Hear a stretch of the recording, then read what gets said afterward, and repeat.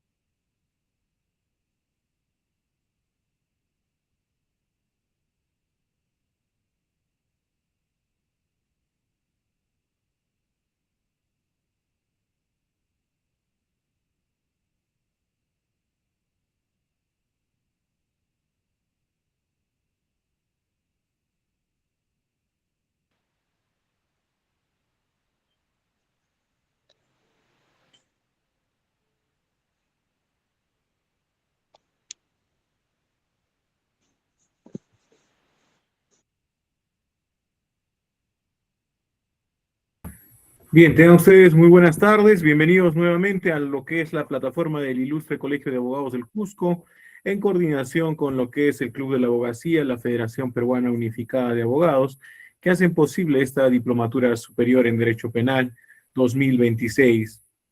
Es un gusto ya esta semana poder dar por finalizada estas sesiones.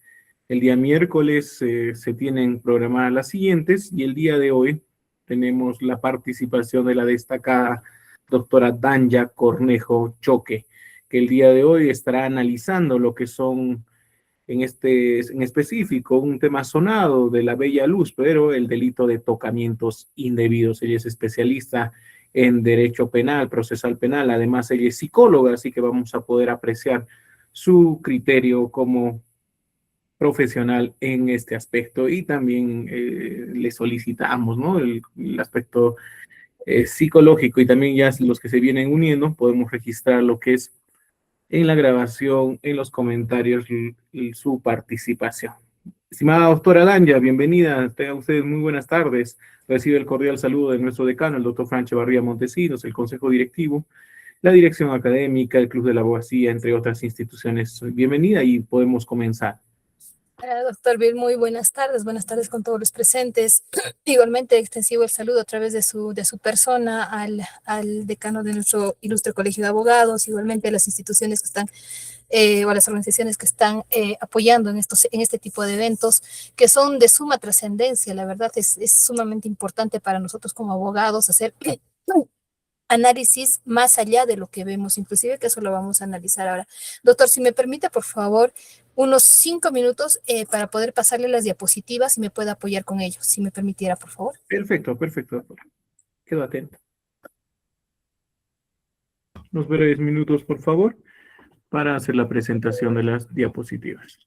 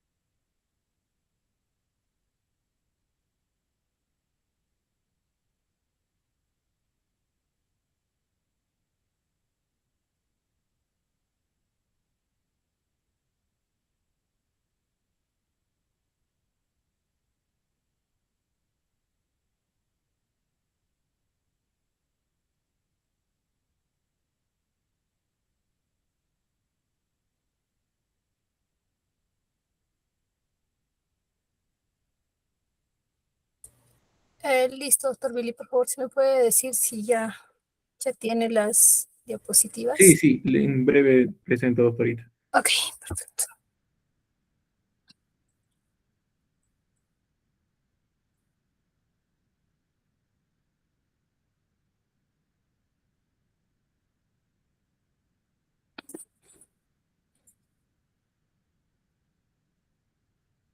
Correcto, ya creo que estamos listos. Bien, muchísimas gracias, estimados colegas de este ilustre Colegio de Abogados del Cusco. Para mí siempre va a ser un honor dirigirme a todos ustedes para analizar un tema que hoy se encuentra en esa intersección, ¿no?, de la prueba tecnológica, la dogmática penal y la protección de los derechos fundamentales. Hoy quiero analizar con ustedes este hecho que se ha suscitado y que ha sido bastante mediático, ¿no? Vamos a hacer un análisis sobre el delito de tocamientos indebidos. Esto a propósito del caso de la Bella Luz. Em, Vivimos en una era donde definitivamente la tecnología parece habernos entregado la posibilidad de tener la prueba reina en nuestras manos.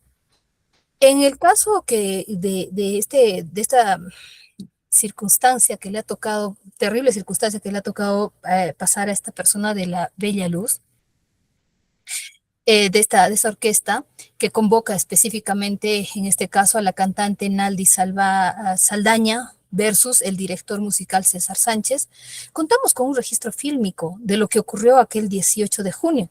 Todos, absolutamente creo que todos tenemos conocimiento, no obstante, a los que no hayan podido ver la noticia también les vamos a contextualizar de lo que vamos a hablar. A primera vista, para el sentido común, un video donde se observa a un sujeto interceptar a una mujer a la salida de un baño, forcejear con ella para intentar besarla, para intentar tocarla sin su consentimiento, parece que la imagen es que ya está cerrado el debate, ¿no? Ya, ahí está, ahí lo tenemos todo. Sin embargo, como abogados sabemos que la imagen es solo el inicio de una serie de incógnitas jurídicas que debemos saber analizar al mínimo. Y es inevitable. Aquí surge una pregunta para el caso en concreto, ¿no? ¿Es una grabación, es decir, el video, suficiente por sí sola para quebrar la presunción de inocencia? La jurisprudencia a través del Acuerdo Plenario 2-2005, que todos conocemos, y los que no, por favor, léanlo, los que, bueno, en pregrado tal vez todavía no lo han visto, y si ya lo tienen mapeado, que este acuerdo plenario lo van a utilizar siempre, y los que ya tenemos algún tiempo en esta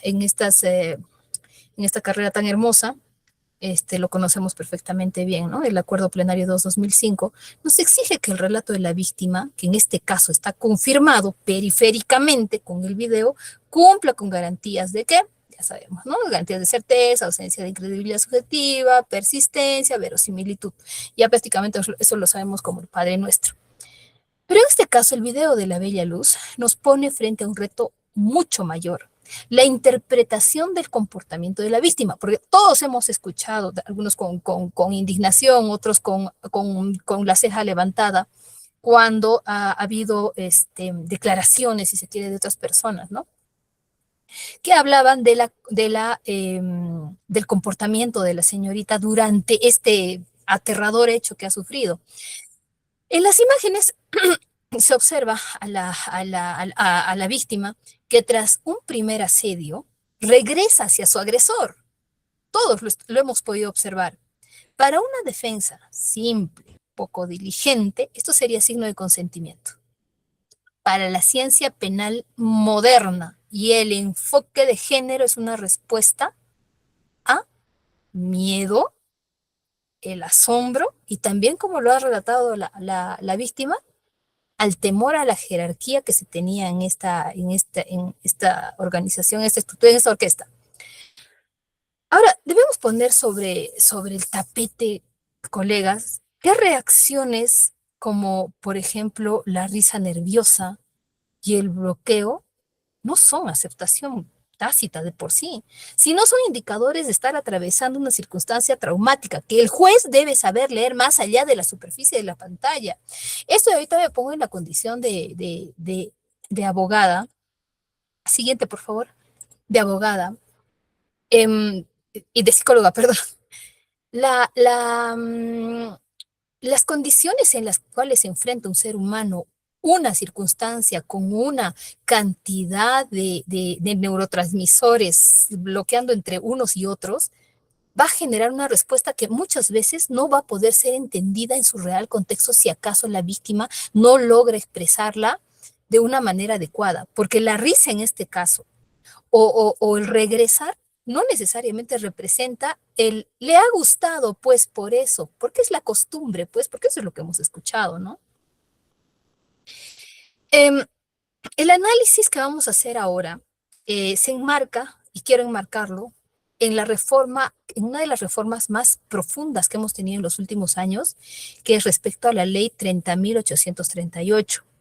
Yo tengo un paquete de jurisprudencia que se lo voy a pasar al doctor Billy para que se los pase, entre ellos está la ley 30.838.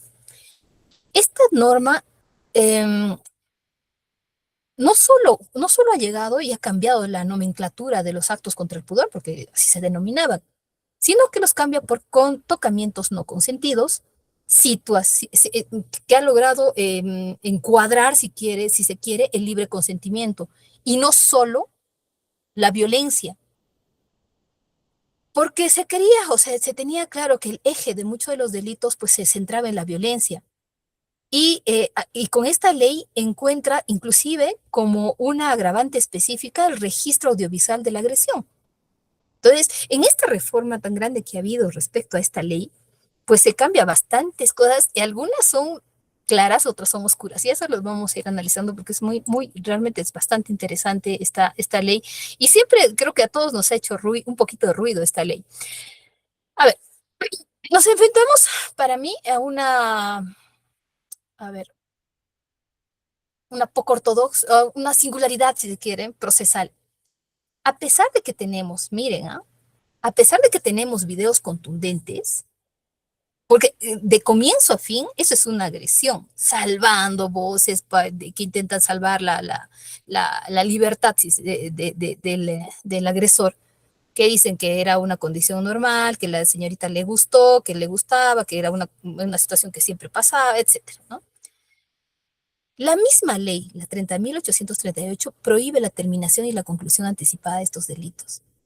Cuando ustedes la lean, van a poder ver al final que claramente dentro de su estructura y prohibición de los mecanismos de simplificación procesal adecuados a cada etapa, están prohibidos para este delito. Esto nos lleva a lo que algunos doctrinarios, por ejemplo, califican como una simulación de justicia y lo que yo le denomino una justicia de temo. Porque si el agresor está convicto y confeso por la evidencia del video, ¿por qué el Estado obliga a la víctima a transitar por un juicio de meses o años? Evidentemente forzándola a mantener vivo el recuerdo traumático, porque creo que todos nosotros, bueno, salvando aquellos que nunca han tenido un evento de alguna naturaleza que ha representado un antes y un después, por ejemplo, un robo, ¿no? Aquellos protegidos por las circunstancias que nunca les ha pasado, no podrán entenderlo, pero los que sí hemos pasado, por ejemplo, yo cuando tendría 14, 15 años me robaron el reloj de una forma muy agresiva, si se quiere, que lo último que quería era que alguien hablara de esa situación en mi casa. Era el robo de un reloj, o sea, pero para mí fue bastante traumático, bastante traumático. Y cada vez que tocaban el tema o hablaban o decían, o solamente el hecho de decir dónde está mi reloj, que alguien en mi familia dijera dónde está mi reloj, para mí ya era unas circunstancias muy difíciles de explicar, hasta físicas que yo sentía. Temor, miedo, yo no pude salir en mucho tiempo de mi casa sin compañía de mi papá o de mi mamá, en fin. Entonces, si en un robo de un reloj ocurre toda esta circunstancia psicológica, es casi elevada a la millonésima potencia una situación como la que ha vivido la señorita. Volver a vivir ese momento una y otra vez, y sabemos nosotros que estamos en el litigio cómo son estas audiencias, porque los abogados, en aras de la defensa de nuestros patrocinados, vamos a tener que hablar las cosas, vamos a tener que argumentar nuestra postura, inclusive repeliendo de alguna manera la posición de la defensa.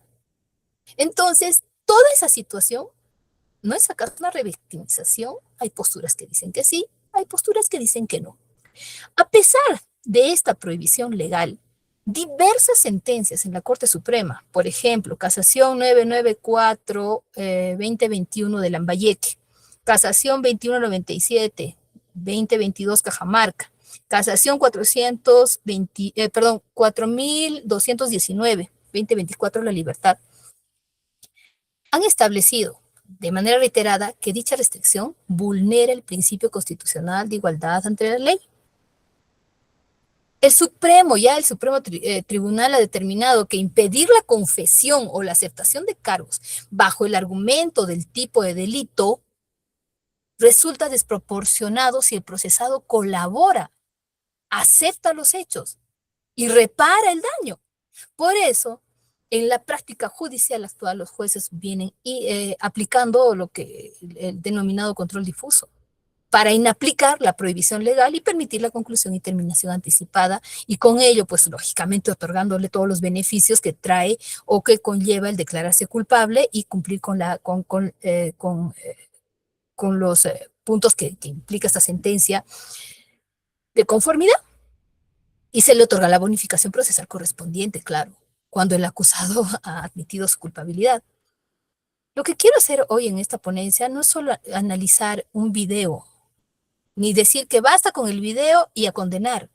Tampoco, bueno, eso vamos a analizarlo también. Vamos a analizar también si nuestro sistema de justicia es capaz de procesar esa prueba con una mayor rapidez, con una mayor celeridad que la misma dignidad de la víctima exige. Porque, colegas, ustedes no me dejarán mentir, la justicia que tarda, y ya está de más inclusive decirlo, justicia que tarda no es justicia. Vamos a ir desmenuzando. Siguiente diapositiva, por favor. Disculpe, doctor, me olvidé de usted. A ver, ahí estamos bien. Ya. Antes de que entremos a la dogmática, hay que fijarnos la base, el suelo fáctico sobre el que se ha construido toda esta estructura jurídica que vamos a analizar a continuación. El caso involucra a Naldi Saldaña, cantante de la agrupación musical La Bella Luz, y a César Sánchez, director de esta orquesta. La denuncia se presentó ante la tercera Fiscalía Corporativa Especializada en Violencia contra la Mujer de San Juan del Lurigancho, en Lima, por el presunto delito de tocamientos, actos de connotación sexual y actos libidinosos sin consentimiento. El incidente del 18 de junio, durante una jornada de ensayos, aproximadamente entre las 10 y las 8 de la noche, dicen, ¿no? La agraviada se dirigió al baño. Al salir, el investigado le interceptó para impedirle el paso, intentó besarle y comenzó a tocarla. Existen grabaciones fílmicas que todos hemos visto que registran dos momentos críticos. Al momento de verlos, todos hemos hecho un análisis rapidito. En el primero se observa el asedio a la salida del baño. Tras lograr soltarse inicialmente, la víctima regresa hacia el agresor. Según su declaración, este regreso, este retorno, no ha sido voluntario, sino le dio miedo, el asombro, el temor a que le gritaran, porque pensó que le gritarían. En este segundo momento, el agresor la sujeta con mucha más fuerza y continúa con los tocamientos mientras ella pues está forcejeando para liberarse, ¿no? La denuncia señala que no ha sido un hecho aislado.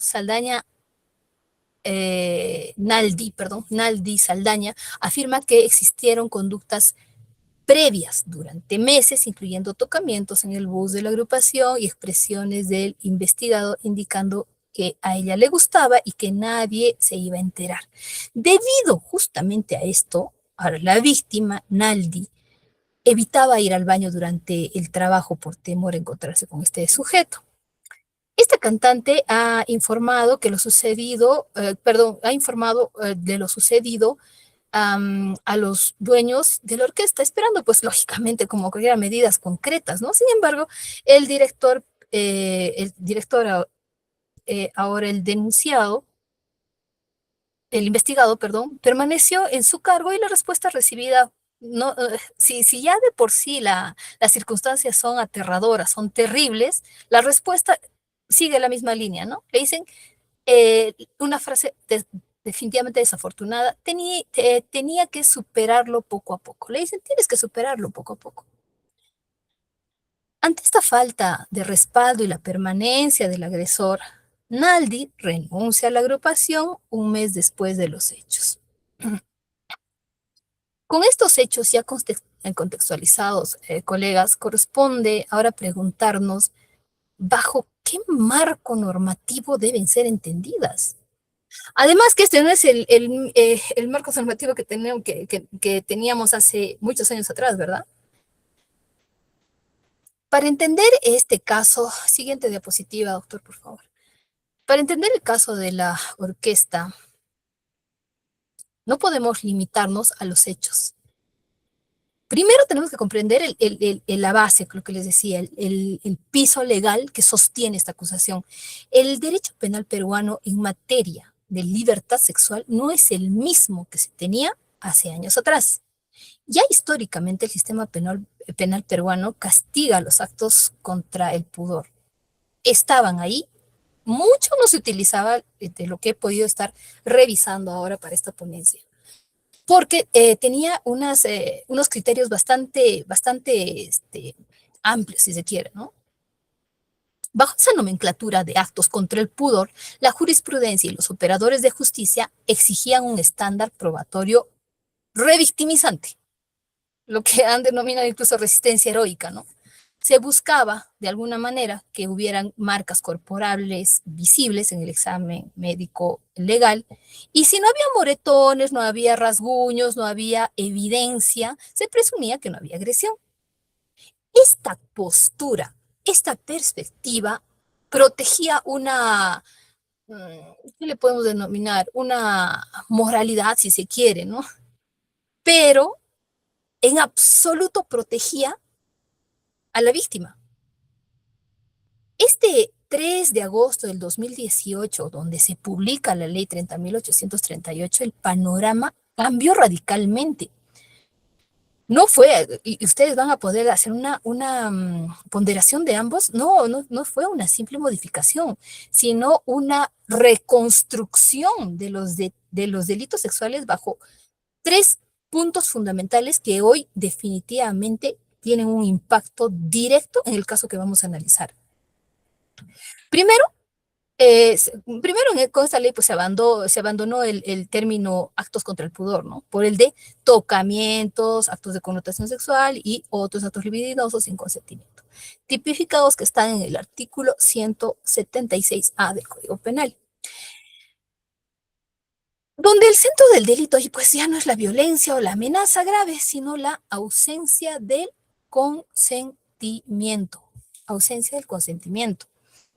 La ley 30.838 introdujo una circunstancia agravante importante: el registro mediante medios audiovisuales o la difusión del acto. El legislador ha entendido que grabar la agresión busca ¿qué? Perpetuar el daño y humillar a la víctima, por lo que la pena se eleva significativamente. Punto. También se elimina la interpretación del alcohol como un atenuante. Ahora, la presencia del alcohol o drogas en el agresor es un agravante en todos los delitos sexuales.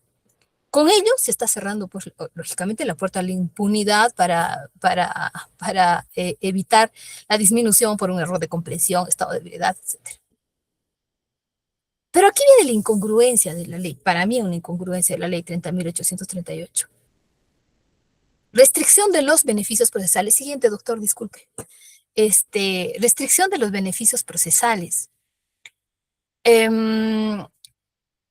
Aquí hay que poner un primer punto crítico. Esta misma ley, bajo un afán de radicalizar las penas, elimina para todos los delitos sexuales, incluido lógicamente el 176A, la posibilidad de acogerse, como les había indicado anteriormente, a un mecanismo de simplificación procesal adecuado para cada etapa del proceso. ¿Qué significa ello en este caso en específico, en el caso la Bella Luz?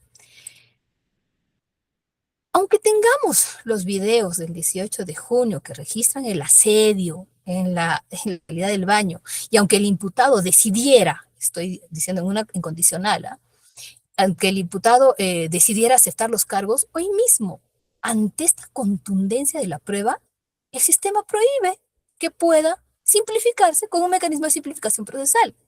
Esta modificación legal prácticamente le está obligando a Naldi a transitar por ese tornado, ¿qué le puedo decir? Por esa vorágine procesal de las etapas intermedias y la del juzgamiento. ¿Acaso no se está sometiendo a un proceso que va a durar, y sabemos bien, entendemos la carga procesal que tiene el Poder Judicial y demás, y sabemos también cuánto tiempo va a tomar, porque lógicamente todas las defensas van a buscar proteger a la parte, a sus patrocinados, ya sea a la víctima o ya sea al agresor? Y esto va a tomar 8 meses más. En primera instancia saldrá una sentencia. La sentencia, al margen de las resultas, va a haber una apelación. Al margen de las resultas, a pesar del doble conforme y demás, probablemente encuentren alguna posibilidad de irse en otros mecanismos para poder, en otras lides para poder lograr conseguir una resolución diferente a la que les agravia en ese momento. Por tanto, no solamente estamos hablando de un año, estamos hablando de mucho más, donde Naldi va a tener que estar presente en todo. Puede ser que la fortaleza y la entereza de esta señorita pueda ayudarla a sobrevivir, pero el cuerpo compensa. El cuerpo compensa, sí, compensa, va a estar por un tiempo mentalmente, probablemente ya sintiendo que la están protegiendo, sintiendo que ya no está desprotegida, ya no está, perdón, siendo parte de la larga lista de víctimas silenciadas, pero en algún momento la psicología del humano va a dejar de compensar. Y ahí es donde se va a ver realmente el daño ocasionado, no solo por el delito cometido contra esta señorita, sino también contra todo, contra la psique de esta señorita durante todo este tiempo que se vaya a llevar a cabo el proceso. Tenemos entonces un marco legal que hoy prioriza el consentimiento y castiga severamente el uso de videos para agredir. Como les digo, para mí es una forma de encarcelar también a la víctima en un proceso pues largo, cuando ya la prueba es evidente. Ya establecido este piso técnico, marco técnico, hay que desmenuzar ahora la prueba, el video. Como les decía al inicio, es suficiente el video y este puede enervar la condición del agresor. ¿Y cómo debe leerse además? Eso es importantísimo. ¿Cómo debemos leer jurídicamente la conducta de la víctima que en este video aparece? Porque como al iniciar indicábamos, ¿no? Entre la defensa del señor, del investigado, indica que la sonrisa de la señorita pues revela, más allá de una agresión, una circunstancia común natural que se daba, ¿no? Pero eso vamos a analizarlo luego. Mm, el delito, estos delitos que son de naturaleza clandestina, como son los tocamientos indebidos, la prueba madre, la prueba reina, la prueba estelar, la prueba más importante suele ser la declaración de la víctima. Sin embargo, en el caso de la orquesta La Bella Luz, tenemos que ver tenemos que realizar un ejercicio de interpretación técnica sobre la corroboración periférica y las reacciones contradictorias frente al abuso que se habría suscitado, ¿no? Primero, el test de certeza, para que las indicaciones de la agraviada, dame un ratito, por favor, y te llevo. Para que las indicaciones de la agraviada enerve la presunción de la inocencia, debemos someterla al riguroso test del Acuerdo Plenario 2-2005. Permítanme un segundo, por favor. Ya. Ay, Dios. Ya. Vamos por la incredibilidad subjetiva.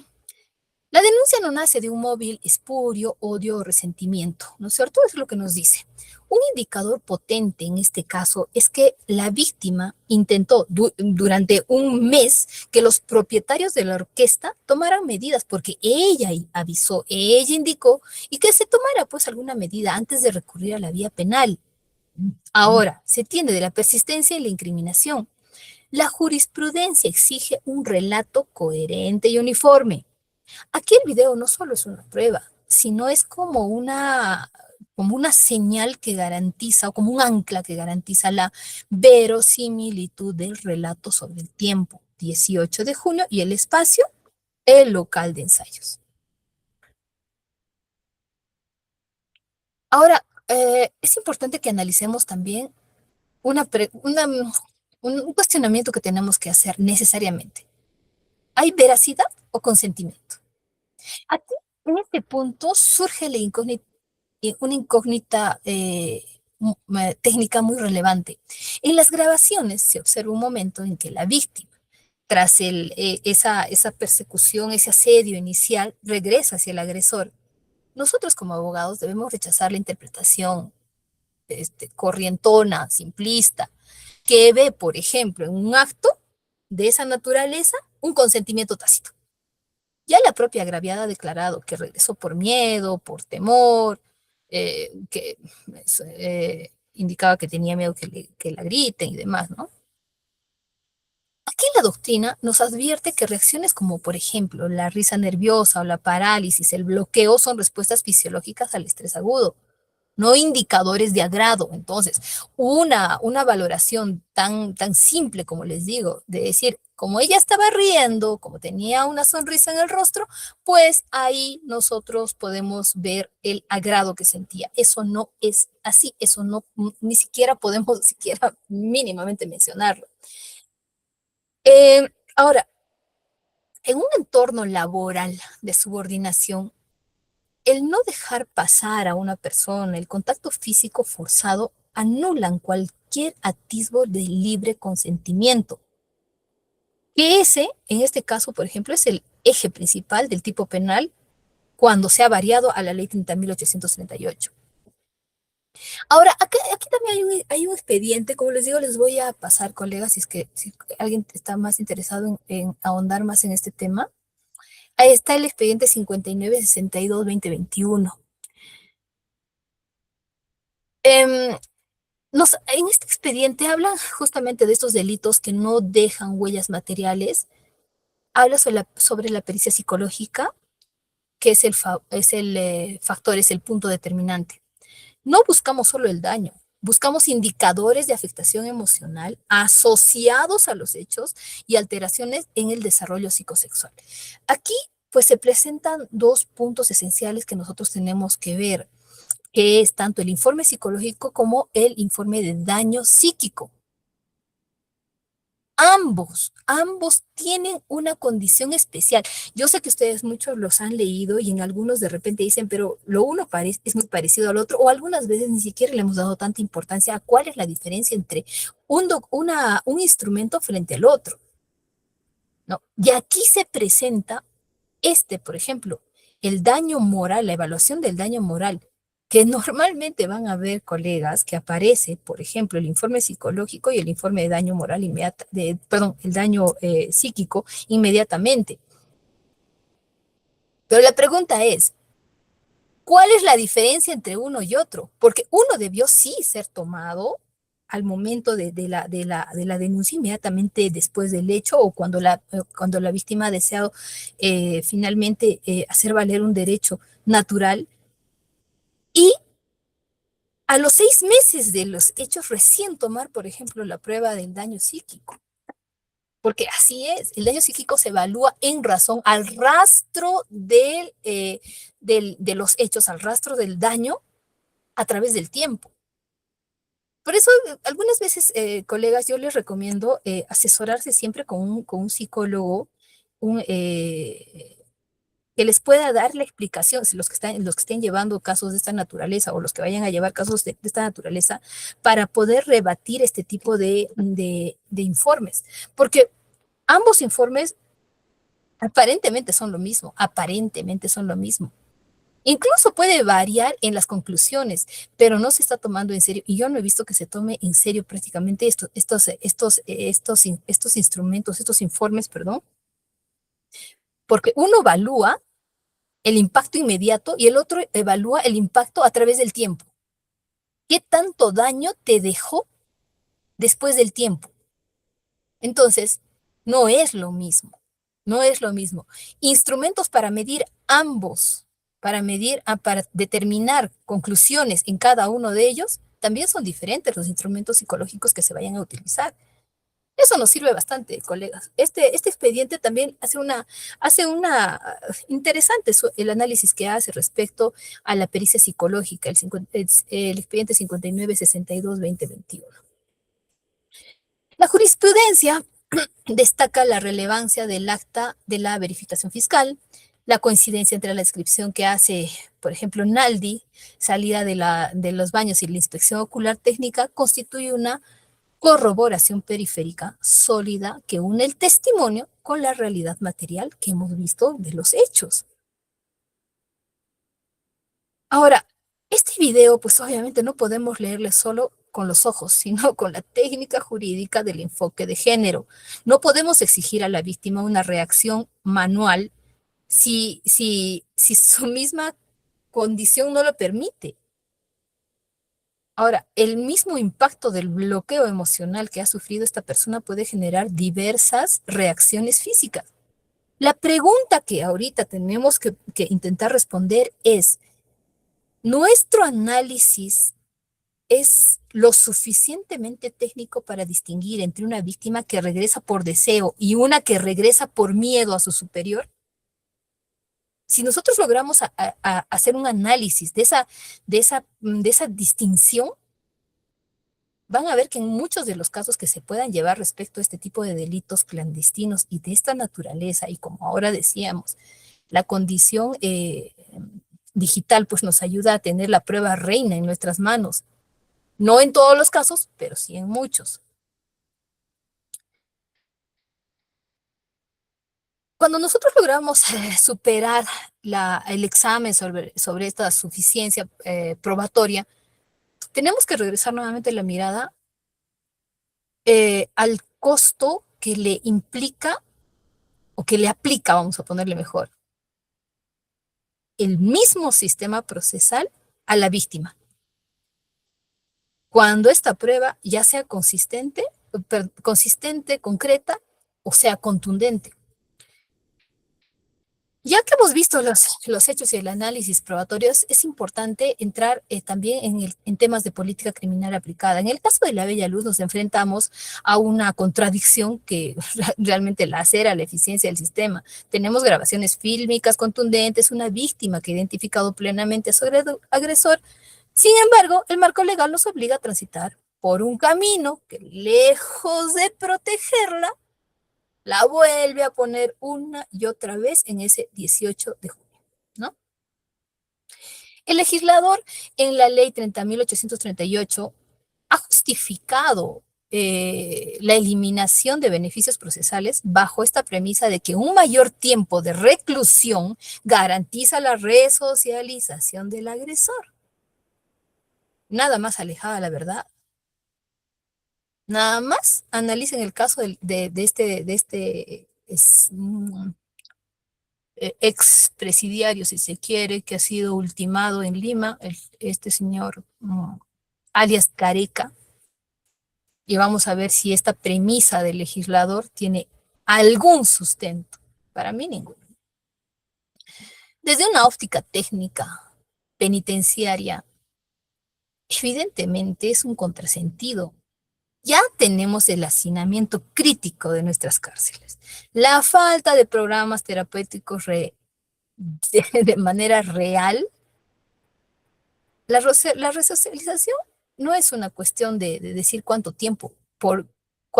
Si yo te sentencio a 20 años, vas a quedar más rehabilitado que si te sentencio a 5, que si te sentencio a 2.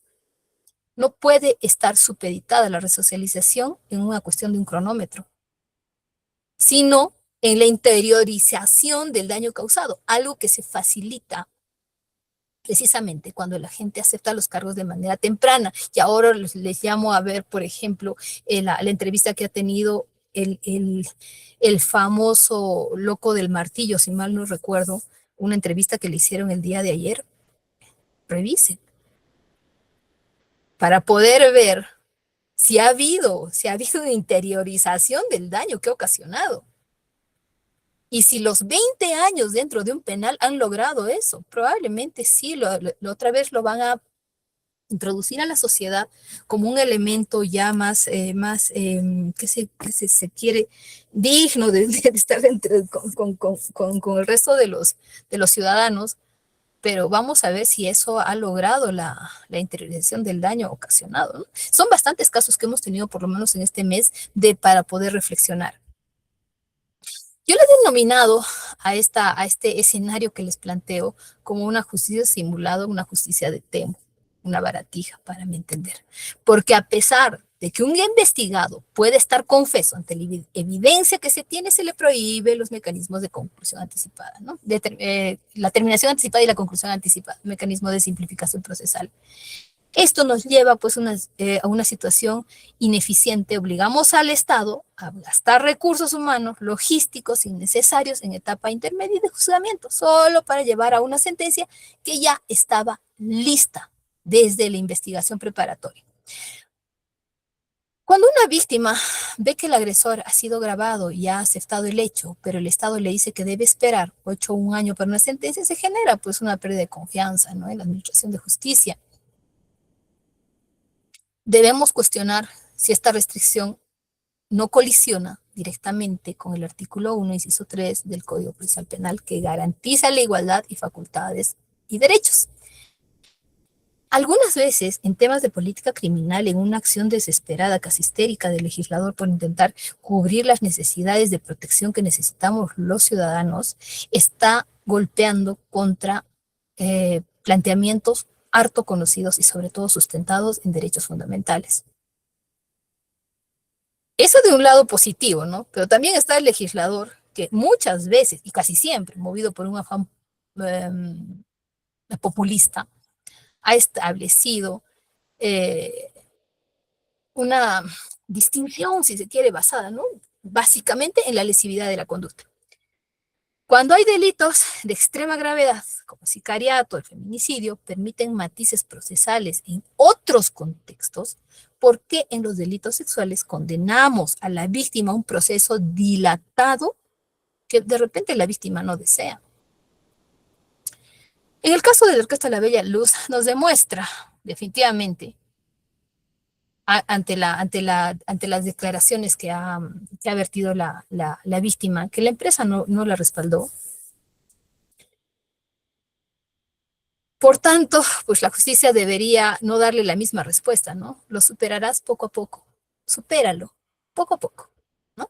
No debería ser una respuesta igual que de la empresa o de esta orquesta.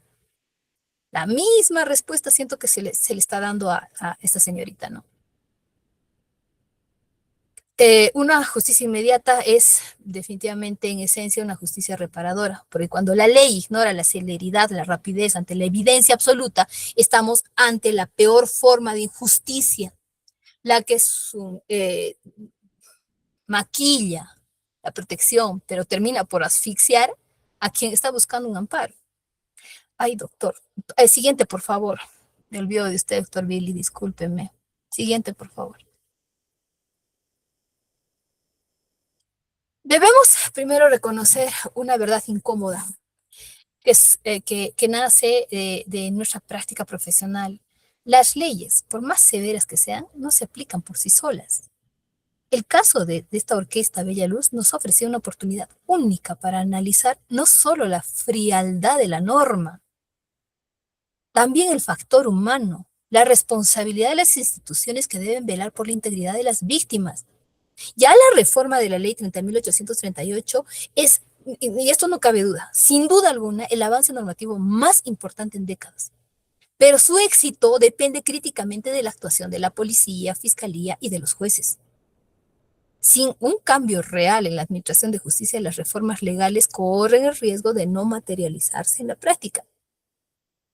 Un reto técnico actual es, primero, incorporar el enfoque de género no solo en una posición política, si se quiere, sino como un método que debería ser, ¿no? Un método de análisis que permita entender el lenguaje de la psique humana, el lenguaje a través de la ventana del trauma. De lo contrario, vamos a seguir atrapados en interpretaciones subjetivas, donde el video se juzga bajo un sesgo de la cercanía de las partes, olvidando la vulneración que se tiene en la víctima. El relato de Naldi ha revelado un fallo sistémico que ocurre desde mucho antes de que llegara ese despacho fiscal. Ya se sabe que informó, nadie le hizo caso, le dijeron, espéralo poco a poco. Debemos nosotros aspirar a un sistema donde, por ejemplo, este registro audiovisual en esta era de la digitalización, que ahora el registro audiovisual, por ejemplo, como hemos indicado ya, la ley considera una agravante específica, sirva para activar mecanismos de una justicia mucho más célere. Esa contradicción que hemos analizado es que ante la evidencia de un video y una denuncia persistente, se ponga a la víctima nuevamente en pantalla, consideramos que no es la mejor. Ahora, el siguiente, doctor, por favor. Vamos a analizar un elemento estratégico que a menudo define el éxito o el fracaso de la teoría del caso en delitos de tocamientos indebidos. Y esto se refiere a la noticia criminal. Y también aquí hay en este expediente que les decía que sería muy, muy interesante que lo lean. En este tipo de delitos clandestinos, la defensa recurre casi de manera sistémica, casi siempre a alegar la existencia del móvil espurio. Seguro, colegas, ustedes ya lo habrán visto y algunas veces también lo hemos utilizado ante la evidencia. Por ejemplo, argumentamos que la denuncia nace de sentimientos de odio, rencor o venganza por parte de quienes, del entorno de la víctima. Por ejemplo, ¿no? Que la mamá quiere o que el hermano o la hermana quiere el terreno, por eso lo quieren adentro de un penal. Y bueno, se intenta canalizar de esa manera una teoría de defensa, ¿no? Este expediente, el que les decía, el 59-62-2021, ha logrado, por ejemplo, para desvirtuar esta tesis de la defensa, la Corte Suprema de Justicia, y esto ocurrió en La Libertad, nos ha dado una pequeña lección técnica procesal valiosísima, ¿no? Aunque la defensa alega sentimientos de animadversión de la familia, la Sala Penal Superior confirmó la condena basándose en un factor determinante. La denuncia inicial no fue hecha por la madre, sino por una tercera persona ajena al conflicto. Miren cómo cambia la circunstancia, y aquí hace una explicación muy interesante la Corte. En este caso se trató de una obstetra, si mal no recuerdo su apellido, Alfaro Centurión, quien tomó conocimiento de los hechos durante una revisión médica, ¿no? A la menor que en este caso, a la menor agraviada en este caso. Y cuando se percata de la gravedad del relato que hace la víctima y verifica que no existía una denuncia previa, fue la misma profesional quien solicita el apoyo policial. Al no haber tenido ningún vínculo de familiaridad ni sentimiento de odio contra el imputado, su actuación operó como ¿qué? Como un antídoto procesal que ha garantizado la ausencia de incredibilidad subjetiva exigida y lo que hemos revisado ya en el Acuerdo Plenario 2-2005. Ahora, si aplicamos este criterio, por ejemplo, a la Bella Luz, en el caso de Naldi, nos encontramos con una oportunidad perdida para la verosimilitud inmediata. La víctima ha declarado que informó de los hechos a los dueños de la orquesta y que incluso existían grabaciones fílmicas que otros pudieron haber visto. ¿Qué habría pasado si un compañero de la orquesta o los propios dueños, al ver el video del asedio, de la persecución, de, de, de esas acciones terribles que se dieron en el baño, hubieran denunciado de oficio? Si la noticia criminal hubiera nacido de una tercera persona, llámese colega, superior, la defensa de César Sánchez hoy no tendría margen para cuestionar el relato de la víctima bajo la sombra de un supuesto interés personal o laboral. Una denuncia de terceros neutraliza el argumento del rencor y traslada pues el enfoque del juzgador directamente hacia la materialización, o si se quiere, de una prueba de esta naturaleza, ¿no? De una prueba audiovisual. Lamentablemente, pues en el caso de la Bella Luz, la respuesta institucional fue el silencio, que ha obligado a la víctima a cargar sola con la responsabilidad de la denuncia un mes después de los hechos. Cuando, por ejemplo, un profesional de la salud, un empleador, un testigo objetivo detecta un indicio de violencia sexual y la denuncia, no solo está cumpliendo un deber evidentemente ético, ¿no?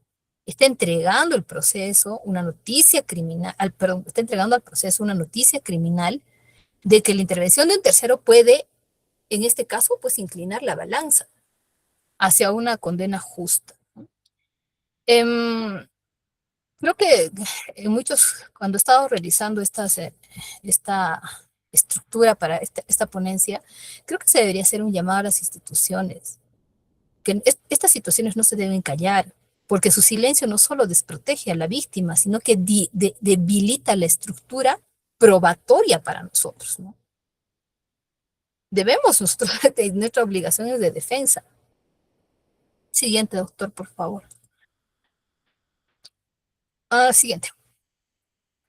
Ya. Ahora, en cuanto a la modificación procesal de la ley 30.838, que aunque a menudo pasa desapercibida frente al aumento de penas, representa pues un avance fundamental en la lucha contra esa doble victimización, la extensión de facultades al juez penal respecto a la patria potestad. Y eso también es bastante interesante en esta ley. Antes de la entrada en vigor de la ley 30.838, el sistema sometía a las víctimas, por ejemplo, a transitar. Es que algunas veces es paradójica esta ley, pero bueno. Respecto a este punto, las sometía a las víctimas a un camino, un peregrinaje institucional realmente agotador. Una vez que se obtenía la sentencia condenatoria en materia penal, la víctima o sus representantes tenían que verse obligados a abrir un segundo proceso autónomo, triste, ante los juzgados de familia, por ejemplo, para lograr la suspensión o la extinción de la patria potestad del agresor. Obviamente esta fragmentación no solo atentaba contra la celeridad procesal, sino que obligaba pues, a la víctima a revivir el trauma, perdón, en dos cuerdas, no por cuerda separada, prolongando este estado de vulnerabilidad. Ahora, la reforma dispone que sean los propios juzgados penales los que se pronuncien sobre la suspensión y la extinción de la patria potestad en la misma sentencia condenatoria. Es una herramienta de economía procesal, interesantísima también para poder ver todo el transcurso de esta ley. Al dotar, por ejemplo, el juez penal a ser premunido de esta competencia, la ley busca evitar definitivamente que el agresor mantenga un vínculo legal de poder sobre su víctima, garantiza pues una justicia pronta, ¿no? Es cierto que en el caso de Naldi, es una mujer adulta, por lo que el debate sobre la patria potestad no se aplica directamente a su situación práctica, pues no. Sin embargo, este punto es vital para nuestro análisis porque de alguna manera nos muestra el espíritu de esta reforma, la búsqueda de un proceso penal autosuficiente. Ya la ley 30.838 busca que el proceso penal no sea solo un espacio de castigo, sino un mecanismo capaz de reparar el entorno de la víctima de forma casi inmediata. Casi digo, porque ya sabemos los tiempos, ¿no? Así como el juez penal hoy puede proteger a un menor extinguiendo el poder legal que tiene su agresor, el sistema debería ser igual de eficiente para proteger a las víctimas adultas, en este caso Naldi. evitando que tengan pues que renunciar a sus empleos por falta de respaldo institucional y por la lentitud de un proceso que no sabemos en qué va a concluir. Sabemos cuál es la conclusión. Al punto que yo voy es a la condición psíquica de la persona, que eso es lo que más me confunde, me preocupa en, esta situación de esta señorita, ¿no? Porque bien hemos escuchado, la familia de esta señorita le está dando todo el apoyo y para darle todo el apoyo ha tenido que mudarse prácticamente a Lima, dejando su pequeño negocio, dejando su vida, dejando su cotidianidad para poder darle el apoyo. Mientras esta señorita se quedó sin trabajo, entonces, ¿cómo hacemos? ¿No? Es por eso que a mí me preocupa. Nosotros no, como abogados, no solamente podemos ver por una rendija, tenemos que abrir la ventana y ver todito el panorama. Y el legislador, como siempre voy a decir, en actos desesperados, desenfrenados, casi neuróticos, intenta en algunos casos cubrir las necesidades de los ciudadanos de protección, en otros casos desde una vista totalmente política, pues, o populista, no política, populista, busca eh, supuestamente proteger, pero hay demasiadas secuelas de por medio, ¿no? Ah, siguiente, doctor, por favor. Ya casi terminamos. Por favor, denme unos minutos más para concluir.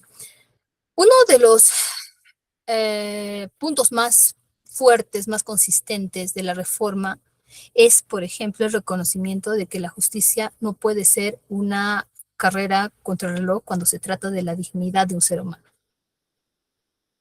Y aquí hablamos del concepto de la imprescriptibilidad de los delitos sexuales. El Como abogados estamos acostumbrados a valorar la oportunidad de la denuncia, ¿no? Pero la ley 30.838 y las reformas precedentes, como la 30.650, nos están orillando a entender la base científica detrás de ese silencio. El retraso de una denuncia no es indicio de falsedad, sino una manifestación de un proceso probablemente de negación, de temor. Ya la ciencia penal, la psicología forense reconocen que estas víctimas atraviesan un periodo donde la consecuencia plena del abuso no es inmediata. Es lo que les decía. ¿Cómo valoramos estos dos informes que salen de medicina legal? El tiempo para procesar el trauma es subjetivo y varía drásticamente según la persona. Hay quienes podrán mantener una salud mental consistente en el tiempo. Yo les hablaba de que prácticamente están soportando y soportando el golpe posterior que evidentemente va a salir. Está compensando. Su salud mental, su cuerpo está compensando. Pero va a llegar un momento en que el mismo cuerpo ya no va a poder compensar más y es donde se va a evidenciar el daño psíquico. Las barreras que nos ponen lamentablemente eh, que se tienen, la falta de recursos, el desconocimiento de mecanismos legales, la dependencia jerárquica, bueno, familiar, pongámosle. Las familias están amenazadas por sus propios abusadores y se encuentran en pues, una relación de poder donde el agresor tiene el control, ya sea pues un maestro familiar y en este caso el empleador, ¿no? En el caso de Nali Saldaña, es creo que uno de los ejemplos perfectos de por qué el sistema judicial no puede exigir denuncias instantáneas. Ella no acudió a la fiscalía el mismo 18 de junio. Por el contrario, permaneció aproximadamente un mes más dentro de la agrupación musical. Y pues salta la pregunta, ¿por qué esperó?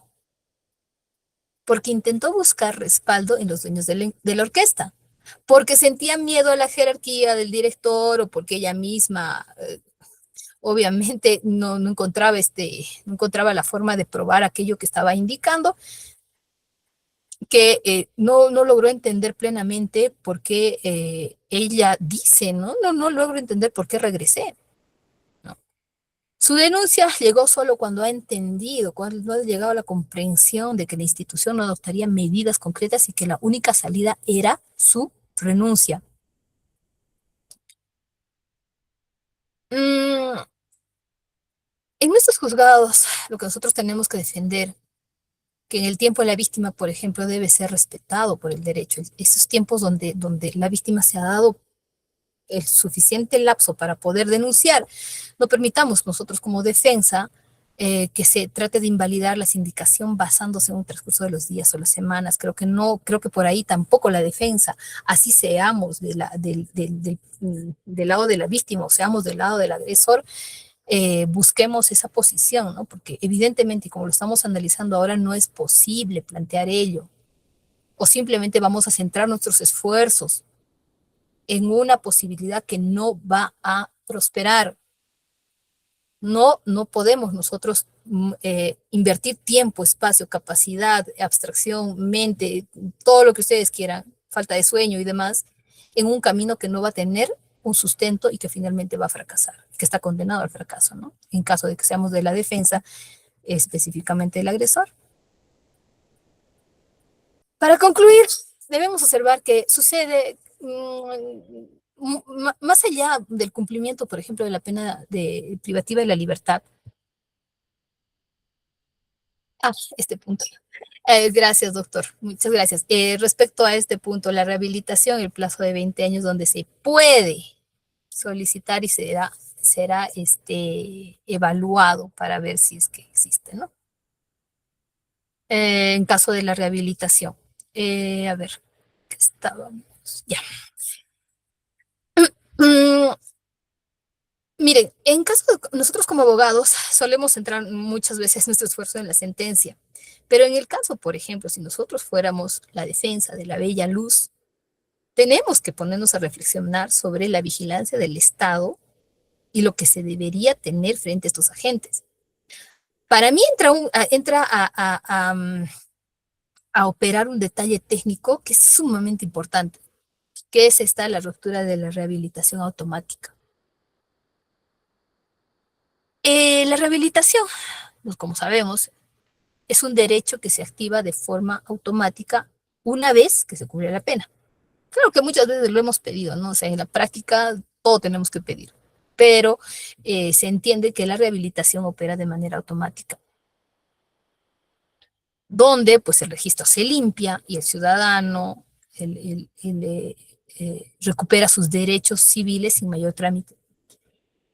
Pero desde octubre del 2016, mediante el decreto legislativo 1243, se estableció que este beneficio no opera para delitos contra la administración pública, por ejemplo.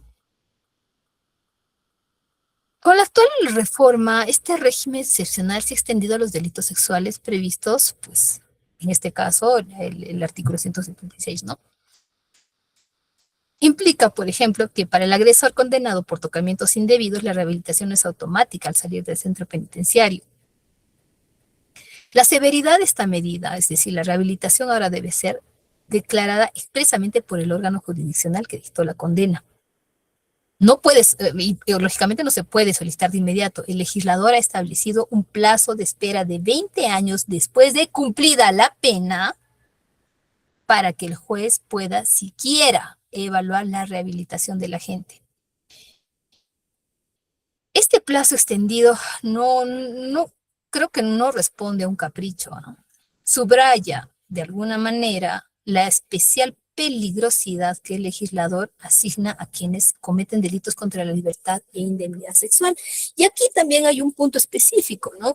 Hasta antes de las modificatorias que se han suscitado, las personas que tenían con sentencias por delitos de esta naturaleza no podían trabajar, por ejemplo, expresamente en colegios, ¿no? Pero a partir de las modificatorias, o por ejemplo en los casos de TIPS, no pueden trabajar en colegios ni en entornos donde hay niños, etc. Igualmente esto se ha extendido, ¿no? Ahora pues se ha ampliado a en otras no vas a trabajar. Se entiende que el daño causado a una víctima, por ejemplo, como hemos visto en el caso de Naldi, tiene secuelas de larga duración que exige que el Estado no baje la guardia ante la posibilidad de reincidencia. Esta, para mí, que se podría decir perpetuidad, ¿no?, del registro que van a tener como los antecedentes, sirve de alguna manera a una forma de control social y judicial. En la industria musical, como en cualquier otro ámbito laboral, es fundamental que el sistema mantenga una trazabilidad del agresor. Si el director musical, señor Sánchez, fuera condenado, su deuda con la sociedad no va a terminar al cruzar la puerta de un penal.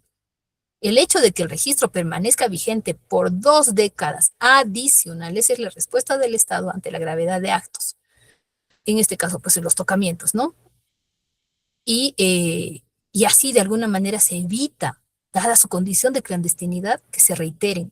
La rehabilitación no automática es la confirmación de que para el derecho penal moderno la protección de la libertad sexual no termina con el encierro. Es más allá, inclusive, del encierro. Creo que esto representa pues un mensaje claro, ¿no? Quien utiliza su posición de poder para agredir a una mujer debe estar sometido a un control judicial riguroso y prolongado, porque la seguridad de nosotras mujeres y de todas las ciudadanas debe prevalecer sobre ese olvido, si se quiere, que se busca, ¿no? Con una rehabilitación, ese olvido administrativo del delito, ¿no? Siguiente, doctor, y finalizamos, por favor. Para cerrar, vamos a poner cuatro elementos, herramientas tácticas, si se quiere, de lo que hemos hablado. Primero, la noticia criminal objetiva, como puede ser un antídoto, si quiere, contra el móvil espurio. Ya cuando analice, bueno, con el expediente 5962-2021, que el doctor Billy se les hará llegar, cuando la denuncia nace de un tercero ajeno al conflicto, o sea, que no sea familia directo, se neutraliza la raíz totalmente de esta estrategia defensiva del rencor o la venganza, ¿no? Ahora, en cuanto a la autosuficiencia del proceso, la facultad del juez penal para pronunciarse sobre la patria potestad en la misma sentencia condenatoria, aunque inaplica, pues obviamente al hecho específico de la señorita Naldi, porque es una adulta, pero era importante que también lo pongamos a la luz de esta modificatoria, que ya son muchos años atrás que se ha modificado, pero ha representado un hito demasiado importante. Y definitivamente ha revelado el espíritu que debemos seguir y permitir, sobre todo, y exigir que se extienda a medida de protección, un proceso penal capaz de reparar ese entorno de la víctima de forma integral sin obligarla a peregrinar por otros fueros que igualmente me parece que ese peregrinaje que obligamos a la víctima a realizar también debería cambiar. Me parece que en un acto de protección pues se ha excedido ese punto. Debemos también desterrar en los juzgados que, por ejemplo, el hecho de la denuncia tardía es una denuncia sospechosa, que ha pasado mucho tiempo, porque no lo dijo, tardó en denunciar, porque lejos de debilitar ese relato en una manifestación documentada, por ejemplo, de un proceso de negación y del temor que tenía por la jerarquía, en el caso de Naldi, se reconoce ese trauma que ocurre durante estas circunstancias desastrosas que pueden ocurrir. La vigilancia post condena, eh, que es, como decía, de una manera prácticamente la rehabilitación, ¿no es cierto? De una manera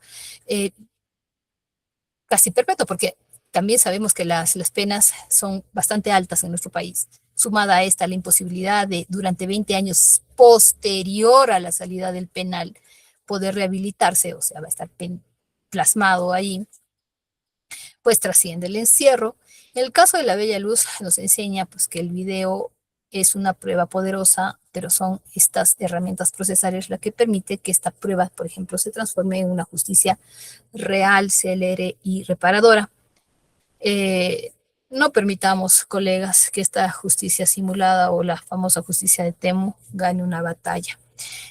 El reto que a todos nos toca ahora es doble. Por un lado, tenemos que dotar de un rigor técnico la lectura esta del video que se puede ver, que en este tiempo de digitalización probablemente lo tengamos bastante seguido, el comportamiento de la víctima bajo un enfoque de género y exigir a nuestras instituciones y nuestro propio sistema procesal la celeridad que la dignidad humana reclama. Espero que esta ponencia de alguna manera les pueda ayudar.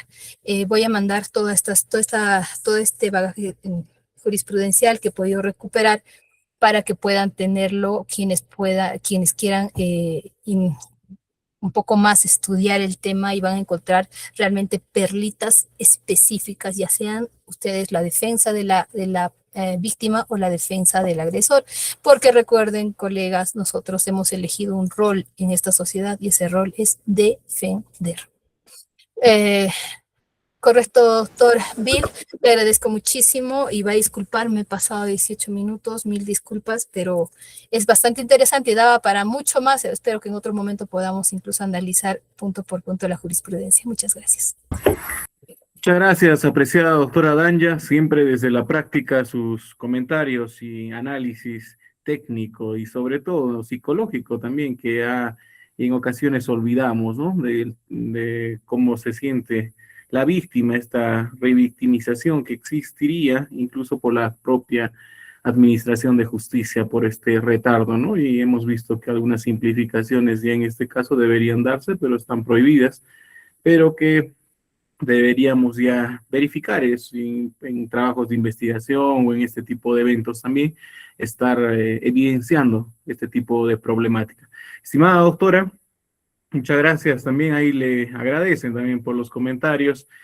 El Colegio de Abogados, mediante su representación del decano, ha emitido la resolución 685-2026, que le haremos llegar también a su persona, que en su parte resolutiva felicita y brinda el reconocimiento institucional a la abogada Danya Cornejo Choque por su participación en la Diplomatura Superior en Derecho Penal.